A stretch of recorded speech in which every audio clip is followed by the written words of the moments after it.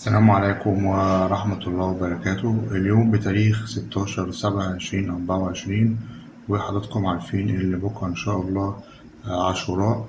فطبعا عاشوراء دوت يعني مناسبة دينية.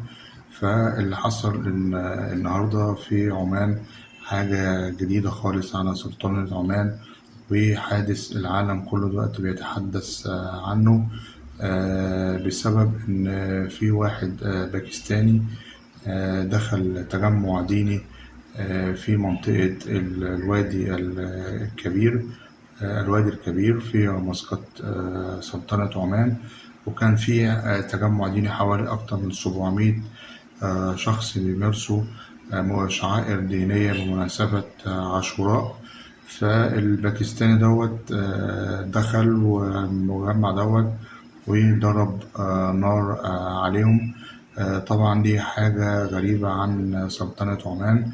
وقالت السلطات العمانية إن الحادث حصل في منطقة الوادي الكبير بسبب آسيوي هو باكستاني الجنسية دخل عليهم، وبسبب ذلك حصل ناس توفيت.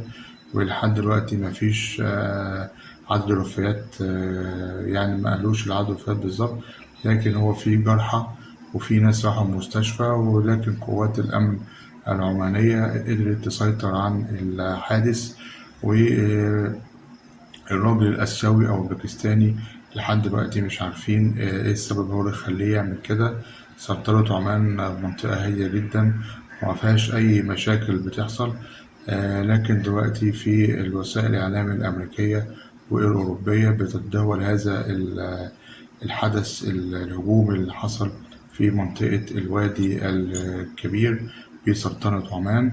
وقالت السلطات العمانية إن الحدث وقع اليوم ليلا، وبسبب إن الراجل الباكستاني دوت هو اللي عمل الهجوم على تجمع الشعائر الدينية بمناسبة عاشوراء.